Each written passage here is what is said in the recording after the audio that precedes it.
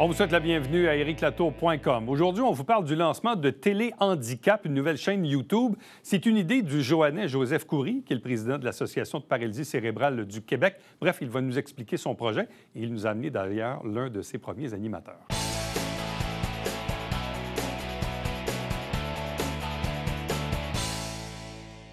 Parlons de l'Association de paralysie cérébrale du Québec et de ce projet de télé-handicap. On en avait parlé ici même à l'émission il y a quelques semaines avec le président de l'Association au Québec, qui est un Joannais, Joseph Coury, qui est avec nous. Bonjour et bienvenue. Bonjour. Accompagné de Maître Rémi Bourget, qui est un avocat civiliste défenseur des causes humanitaires. Bonjour et bienvenue. Bonjour. Bon, Joseph Coury, on se connaît quand même depuis longtemps. Ce projet de télé, puis même dans un certain moment, on avait parlé de ramener les télétons. Bref, ça mijote là, depuis quelques années, cette idée d'avoir un volet télé avec la cause, oui, de la paralysie cérébrale, mais même là, c'est beaucoup plus élargi. On parle de handicap au sens très large. Exactement. Depuis 3 ans, les 3 dernières années, j'ai eu l'occasion de rencontrer les dirigeants d'une chaîne de télévision et on s'était entendu sur un principe de collaboration pour les personnes handicapées qui représentent 17% de la population québécoise.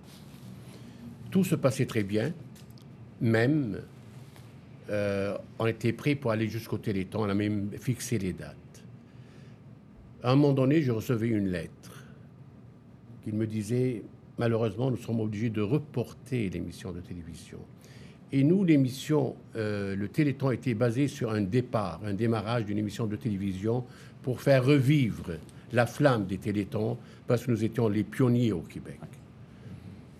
Mais moi, je n'ai pas accepté ça, pas méchamment, loin de là. Il faut respecter les décisions des autres. Là. Donc, je me suis couché et je me suis réveillé avec une idée. La première chose, j'ai appelé mon adjointe administrative, qui est la coordonnatrice maintenant principale. J'ai dit, Brigitte, trouvez-moi, y a-t-il une place libre pour téléhandicap sur les médias sociaux? Elle a fouillé. Elle m'a dit, c'est libre. J'ai dit, enregistrez-moi ce nom-là. Et ça a démarré il y a 3 mois. 3 mois? Seulement. OK. Bon, présentez-nous un peu notre invité ici aujourd'hui. Pourquoi il vous accompagne? Bien, nous aurons plusieurs invités. Et cet invité, c'est un privilège de l'avoir avec nous.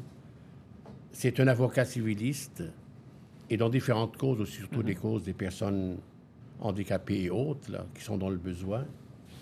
Et notre invité, Maître Bourget, sera un de nos animateurs et un co-animateur pour l'émission culturelle. On aura plusieurs émissions à présenter.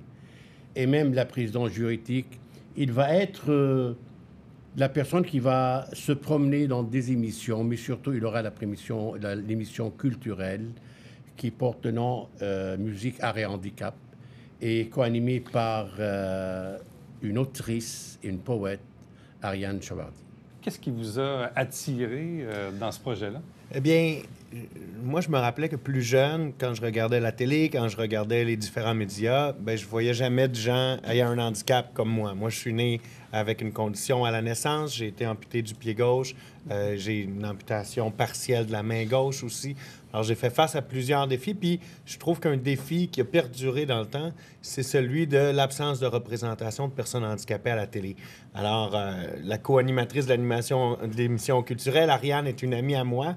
Par hasard, on s'était rencontrés les deux en sortant d'un rendez-vous à l'Institut de réadaptation de Montréal, qui est l'hôpital à Montréal pour les handicapés. Et on attendait l'autobus, les deux, et on est devenus amis comme ça, en jasant. On voyait qu'on sortait du même endroit. Et pour moi, cette idée-là de passer un peu le flambeau pour avoir des personnes handicapées qui animent différents sujets puis qui parlent, oui, parfois de la réalité du handicap, mais aussi d'un paquet d'autres sujets qui peuvent aller de la politique au juridique, à la culture, aux arts, mais simplement que ce soit apporté par des personnes qui vivent avec un handicap, bien, pour moi, c'est quelque chose de nécessaire dans notre société. Croyez-vous que les personnes handicapées ont suffisamment de visibilité dans notre société, ou si vous pensez, ou si vous sentez qu'on est en décalage, en recul là-dessus? Il en manque beaucoup de visibilité pour les personnes handicapées. Vous savez, moi, je peux penser à une seule personne handicapée, là, Kevin Breton, qui avait couvert un peu les Olympiques à Radio-Canada, là, malgré un handicap visible. Bon, moi, une fois de temps en temps, je fais des chroniques à Isabelle Richer, à gauche, à droite. Puis, à part ça, j'essaie de penser à des gens qui animent des émissions sur des bases quotidiennes, hebdomadaires, qui vivent avec une situation de handicap, puis j'en vois pas. Je dis pas qu'il n'y a pas eu certaines personnalités qui sont devenues célèbres, malgré leur handicap au Québec, mais quand même d'avoir... autant de gens qui vivent avec une situation de handicap au Québec, et par la suite, on regarde nos médias et on est pratiquement absent, eh bien, c'est certain qu'il y a là un déséquilibre là, à corriger.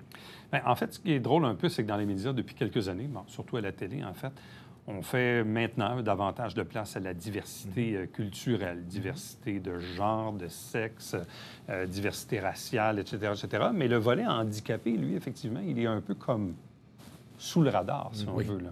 On le voit moins, Joseph Coury. Exactement. Et ça m'a été confirmé par des personnes handicapées. Et je donne la réponse d'une personne qui est le vice-président, premier vice-président de l'association. Et c'est une personne très connue ici à Saint-Jean. J'ai dit, Paul, parle-moi un petit peu de la situation. Moi, je voyais que les personnes handicapées sont dans les premières loges au Québec. Il m'a dit, vous vous trompez. J'ai dit, comment ça? C'est quelque chose qui m'a choqué vraiment. Il m'a dit... à 60%, on passe à côté inaperçu. Moi, par exemple, à Saint-Jean, les gens me connaissent. Peut-être je passe à 75%. Les gens vont me reconnaître. Mais il y a un manque, parfois, de respect pour les personnes handicapées. Nous, on va demander aux voisins de regarder différemment son autre voisin qui est handicapé. On cherche à sensibiliser la population. L'handicap, c'est une personne, vous savez, protégée par les Nations Unies. Et nous, on est allé à l'UNESCO et on a signé une déclaration relative aux droits et la dignité des personnes vivant avec l'appareil cérébral. Mais maintenant, avec projet Téléhandicap, on va parler de tout handicap confondu. J'ai parlé avec les instances gouvernementales et on m'a dit, allez de l'avant. C'est le projet qu'on a besoin actuellement là. Donc, c'est pas venu de l'IA, c'est venu par ce manque. On est en dessous du radar. On a quand même vu l'émergence ces dernières années là, de la chaîne Ami Télé, où on voit quand même, disons, plus de visibilité à l'égard des personnes handicapées. En quoi la chaîne Téléhandicap est-elle, disons, différente ou complémentaire à ce qui peut se faire du côté d'Ami Télé? J'ai entendu parler de Ami Télé, oui, mais nous, on est actuellement libre de nos affaires. On va aller avec les médias sociaux, pas seulement localement. Ouais. On cherche à sensibiliser beaucoup de monde et on aura des animateurs de différents pays qui seront avec nous. Nous avons eu le privilège de recevoir Son Altesse, la princesse Dr Nasrine, qui est une personne qui donne beaucoup aux personnes handicapées et qui est spécialiste en la matière. Elle était présente lors de notre lancement de notre conférence de presse. Elle m'a envoyé un message, pas plus loin qu'hier, qu'elle sera prête de frapper à toutes les portes pour venir en aide et donner un coup de main à ce projet-là. Bon, Maître Bourget, tantôt, vous faisiez référence à vos propres handicaps. En quoi ça a pu influencer votre pratique ou votre style de pratique ou votre choix de pratique comme tel? Bien, c'est certain que d'abord, ça fait développer une sensibilité. Hein? Tu sais, par exemple, souvent, on ne se rend pas compte, on marche dans la rue, puis il y a juste un petit dénivelé de 2 pouces pour l'entrée d'un commerce. On n'y pense pas, monsieur, madame, tout le monde, on ouvre la porte, on rentre, tu sais. La journée où tu te retrouves en chaise roulante parce que tu t'es cassé un genou ou quelque chose, là, le petit 2 pouces de hauteur, tu viens d'en prendre conscience. Alors, c'est très dur de faire preuve d'empathie quand on n'a pas connu une situation. Alors, faisant partie d'une minorité handicapée, bien là, c'est certain que moi, ça m'a sensibilisé très jeune à certains défis, certaines limites qui sont des fois des limites physiques, là, puis qui peuvent être très frustrantes. D'une part, oui, on en prend conscience. D'autre part, des fois, on essaie de les dépasser, puis là, ça forge le caractère, c'est certain. Alors, ça a forgé un peu ma personnalité aussi. Je sais qu'il y a certaines, des fois, limites que je peux avoir à première vue. Ouais. Là, je vais travailler à penser à comment les dépasser, ces limites-là. Je vais faire... Moi, j'ai même fait... J'ai fait de l'entraînement de boxe, je joue au hockey, je fais du vélo, je vais travailler souvent en vélo. Alors, tout ça, malgré un handicap, Alors, oui, ça fait développer le caractère tout en gardant une certaine forme d'empathie aussi, parce que des fois, malgré tous nos efforts, il y a des choses qu'on n'arrive pas à faire. Vous êtes dans le civil, mais aussi, donc, dans un volet, disons, de droit humanitaire. Ouais. Qu'est-ce que c'est au juste? Oui. Bien, c'est-à-dire que moi, j'ai toujours eu un intérêt pour le droit constitutionnel. Au Québec, au Canada, le droit constitutionnel, ça inclut tout ce qui a rapport à nos chartes des droits. Alors là, le sujet revient encore dans l'actualité, hein, parce qu'on voit que, bon, il y a des... Pardonnez-moi l'expression, il y a un peu de crêpage de chignon entre les premiers ministres provinciaux et fédéraux pour savoir comment on devrait... Est-ce qu'on devrait permettre ou de quelle façon on devrait permettre au gouvernement de venir violer des droits fondamentaux? Est-ce qu'il devrait fournir une justification ou juste pouvoir le faire pour des gains politiques à court terme? Alors, cette discussion-là, elle est présente, puis on a la chance dans une société de droit au Québec comme au Canada d'avoir des outils qui sont à notre disposition avec les chartes. Bon. Quand on parle on parlait tantôt justement des accès dans les lieux publics. Ouais. Bon, moi, dans les dernières années, ou disons assez récemment, des fois, je dois déplacer ma mère ou ma belle-mère avec fauteuil roulant ou avec déambulateur. Et c'est là qu'on se rend compte que ça passe... Tu sais, bon, à l'hôpital, c'est correct. Il y a des lieux comme ça, un centre d'achat, mais dès qu'on s'en va moindrement, il y a des places qu'il faut y penser. Bon, est-ce qu'on peut aller au cinéma? Là, comment on va rentrer? Comment on va sortir? Est-ce que ça va être accessible? Est-ce que les toilettes sont proches? On se pose pas ces questions-là quand on n'est pas... Puis c'est là qu'on se rend compte comment nos maisons, personnellement, sont pas faites pour des personnes handicapées. Dès que moindrement il y a des escaliers, on est un peu cuit, là. Hein? Bref, bon, ça, c'est des lieux plus personnels que publics, mais bref, souvent, quand on a fait des entrevues ensemble, Joseph Coury, oui, vous êtes président de l'Association de paralysie cérébrale du Québec, mais à chaque fois, vous m'avez toujours dit, oui, nous, c'est la paralysie, mais il faut parler des autres handicaps. Exact. Pourquoi c'est important pour vous, qui êtes président d'une association, de parler du handicap au sens large? Et pas juste la paralysie cérébrale. Parce qu'au Québec, nous avons 1 200 000 personnes vivant avec un handicap, ce qui représente à peu près 17 % de la population. Si on ajoute les parents, les frères, les sœurs, les aidants naturels, on est rendu à 4 millions de Québécois qui sont liés directement ou indirectement à ce qu'on appelle le handicap. C'est tout à fait normal. Un handicap, c'est une réalité, c'est un état. Et nous, on va aller de l'avant parce que, pourquoi pas les autres? Si on a cette possibilité, ce pouvoir d'aller sensibiliser la population à travers les médias, à travers l'image, et pourquoi pas les autres? Mais on vit tous la même situation, mais d'une façon différente. Et nous, les valides, nous avons tous un handicap.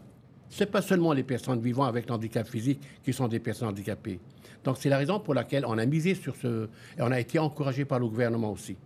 Il ne s'y attendait pas à plus que ça. Il ne demandait pas mieux. Dans les faits, vous pourriez défendre juste votre petit carré de sable, qui est la paralysie cérébrale. Non. Mais vous allez au-delà de ça.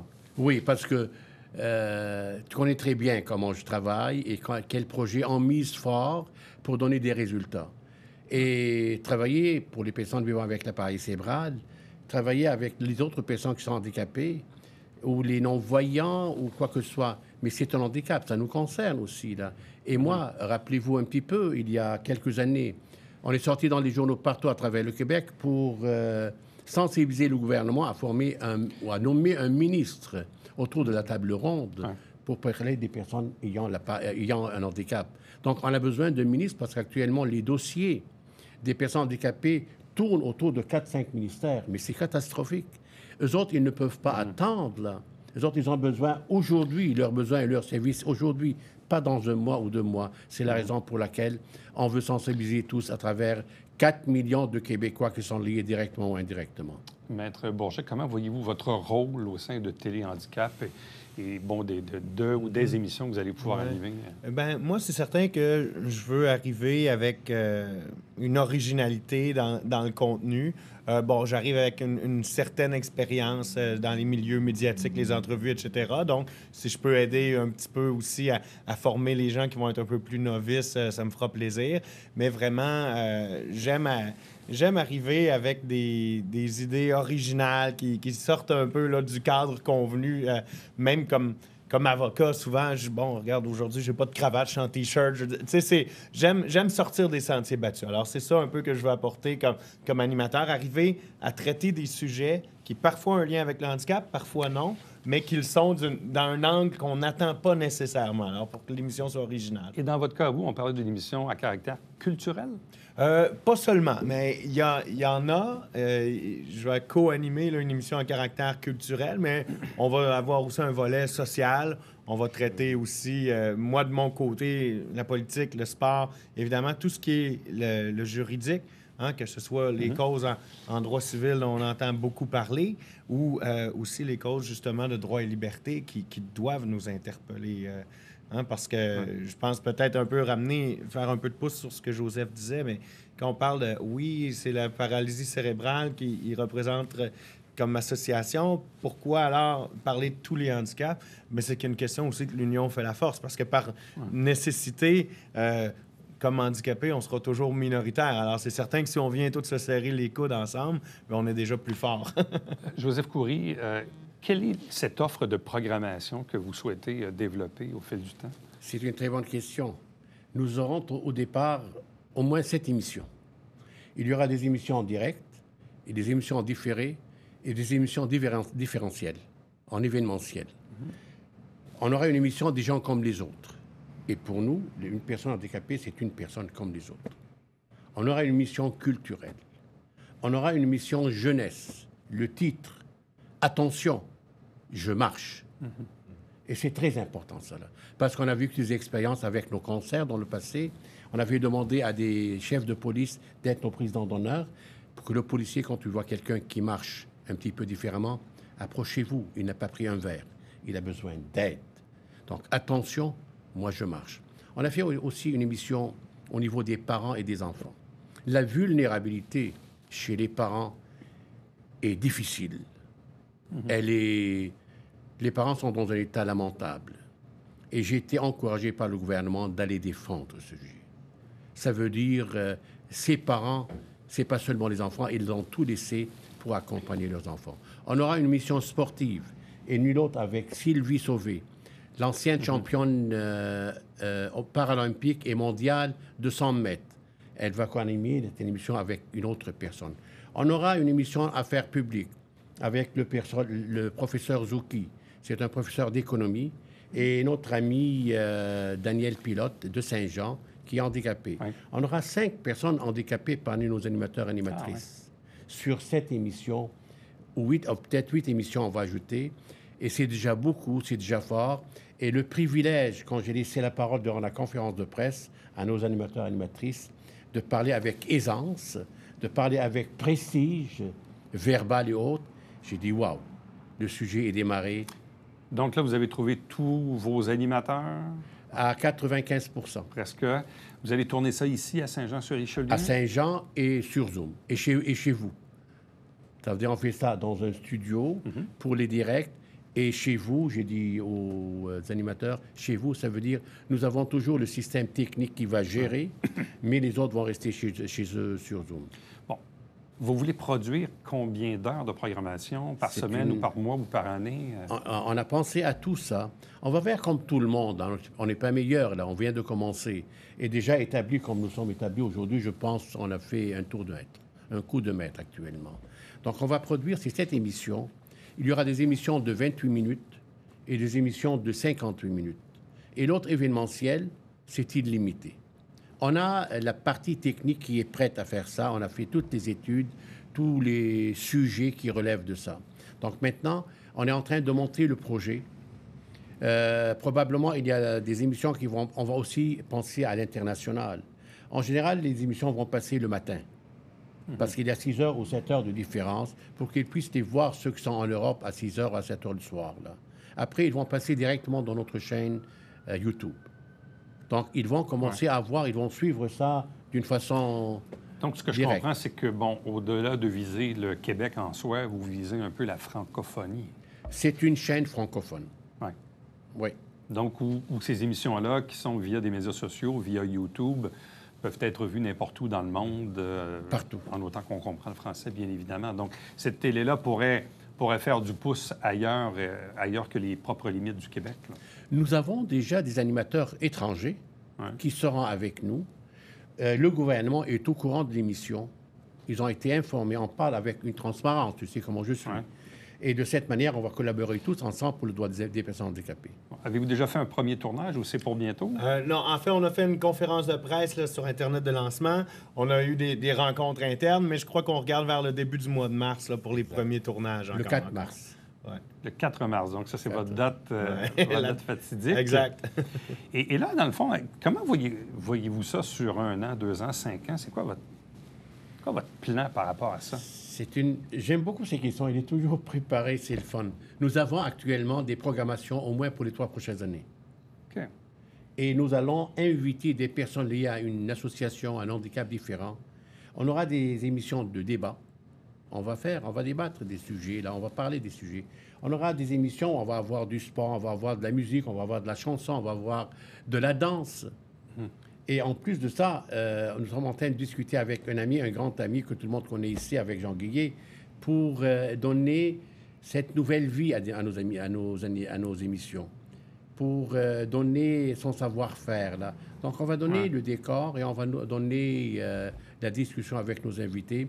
Et chaque sujet aura une particularité à part. Pour vous, Maître Bourget, mis à part ce qu'on disait tantôt, problématique de rentrer peut-être un fauteuil dans un lieu public, quelles sont les autres problématiques que peuvent vivre les personnes handicapées? Des contraintes à l'emploi, des difficultés sociales, d'intégration, des services. Bref, c'est quoi les gens là, qui vivent avec un handicap, là, c'est quoi? Ils sont confrontés à quoi dans la vie? Mais souvent, ces contraintes-là, par exemple, à l'emploi, souvent, c'est une discrimination qui est un petit peu insidieuse. Hein, que c'est pas... Personne, en tout cas presque personne aujourd'hui, va dire « Ah, je te donnerai pas une job parce que tu es handicapé ». Mais des fois, inconsciemment, parce que justement, il y a peu de modèles d'handicapés, entre guillemets, qui réussissent, souvent, un patron va passer quelqu'un en entrevue, puis là, implicitement, va dire je suis peut-être mieux avec quelqu'un d'autre, tu sais, que, par exemple, lui, il a ses 2 pieds, l'autre, il va être malade moins souvent, il va moins manquer. Tu sais, souvent, il y a du bien implicite comme ça. Évidemment, par ailleurs, il y a des réelles limitations aussi auxquelles font face les personnes handicapées. C'est certain que dans la vie quotidienne, quand il t'arrive, tu sais, par exemple, avoir de la misère à te déplacer, toi, ton transport pour te rendre à ton lieu de travail, te prend 3 fois plus d'énergie. T'arrives, puis bon, ça crée des frustrations. Ça peut créer d'autres conditions par la suite aussi, parce que des fois, les moyens pour pallier un handicap vont, par exemple, ta prothèse peut te faire des douleurs. Alors, il y a... Là où c'est un grand défi aussi, c'est que la réalité diffère d'une personne à l'autre. Hein. Le handicap n'a pas le même effet sur tout le monde. Alors, c'est difficile un petit peu de venir résumer. On ne peut pas faire un résumé au nom de tous les handicapés. C'est forcément une discussion qui doit être un peu individualisée avec chaque personne. Mais oui, effectivement, il y a souvent, c'est comme, par exemple, si quelqu'un a de la difficulté à s'exprimer. Mettons, il y a un handicap relatif au langage. Mais là, souvent, on va dire, comment ça, il y a de mauvaise humeur? Tu sais, pourquoi? Ben là, c'est parce qu'il n'a pas été capable d'exprimer ses idées. Tu sais, alors, il est fâché parce que... alors... J'ai souvent eu beaucoup d'empathie, entre autres pour les gens qui sont atteints de paralysie cérébrale, qui, dans certains cas, font de grandes études, mais qui, là, ont des contraintes de motricité et forcément des problèmes de langage. Et là, souvent, les employeurs ne savent pas trop, finalement, comment ils peuvent les intégrer. Si la personne a des études, peu importe le champ d'expertise, on dit, ouais, mais comment il va interagir avec les autres, comment il va écrire au clavier, comment... Tu sais, c'est ça aussi, là. À mon avis, cette admiration que j'ai pour les personnes, je vais parler de la paralysie cérébrale. Tout d'abord, j'ai toujours dit, c'est une cause noble, comme toutes les causes. Mais cette cause, une personne doit faire un effort 5 fois plus qu'une personne valide. C'est tout à fait normal. Ça devient frustrant. Il a de la difficulté à te faire comprendre parce qu'il a une difficulté de parler. Donc, parfois, ça crie. Donc, ça mélange la frustration avec la difficulté de parole. Donc, c'est fou, c'est difficile, ça. C'est la raison pour laquelle on va essayer de leur donner cette possibilité de leur mettre dans leur milieu. Et leur milieu, c'est avec les personnes valides. Parce que nous avons, par exemple, l'appareil cérébral. Ce sont des personnes à 90% lucides. Nous avons toutes sortes de professionnels qui ont l'appareil cérébral, des sportifs, ainsi de suite. Donc, nous, on cherche seulement à informer, à transmettre un message et à sensibiliser la population québécoise et ailleurs avec notre chaîne télé handicap de regarder différemment et autrement une personne handicapée qu'ils rencontrent. Avez-vous tissé des liens avec d'autres organisations, d'autres associations? Oui, nous sommes en contact avec différentes associations et c'est la raison, ces associations seront nos invités pour les émissions. Mais il doit exister au Québec une structure ou un organisme qui chapeaute un peu tous les Il y a organismes. l'OPHQ. Ouais. L'OPHQ, mais c'est un organisme administratif. C'est le porte-parole du gouvernement. Ouais. Mais une chaîne de télévision comme ça, il n'y en a pas. C'est sorti. Mhm. C'est sorti maintenant, on l'assume, prudemment, mais fermement. On n'a plus de ligne rouge. On est parti. Comme j'ai dit, c'était une conférence de presse exceptionnelle. Ouais. Je l'ai adorée. Donc, la chaîne de diffusion principale, c'est sur un canal YouTube, principalement? Oui, YouTube, nous avons notre chaîne YouTube. Ouais, c'est ça. On va être aussi sur Instagram, on va être aussi sur Facebook et sur LinkedIn. OK. Oui, et pour la première fois, j'ai ouvert mon adresse LinkedIn maintenant pour la première fois. Il n'est jamais trop tard, Joseph Il Coury. n'est jamais trop tard. Qui Parce sait, qu'on a il sera eu- peut-être on sur a eu- TikTok d'ici la fin de l'année. Parce qu'on a une bonne nouvelle, ouais. et j'aimerais bien annoncer devant la télé, devant le public. Le professeur Zouki, son étudiant à l'université, c'est un des grands directeurs de LinkedIn. Ils vont nous accorder presque 2 millions de liens Ah ouais. de contacts qui sont des sociétés d'affaires. Et on a besoin de cette société. Alors, Télé Handicap, c'est en ondes déjà depuis quelques jours déjà, donc officiellement lancé depuis le 21 janvier via les médias sociaux et entre autres cette chaîne YouTube. À vous deux, merci beaucoup. Puis bonne chance dans ce nouveau projet. Merci beaucoup. Restez avec nous, on vous revient après ceci.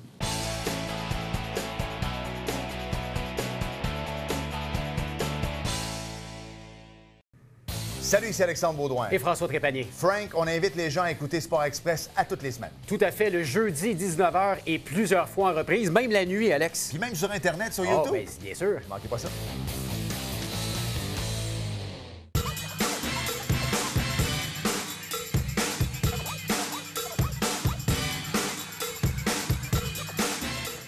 Dimanche, 9h30, Télé Bingo, on vous attend.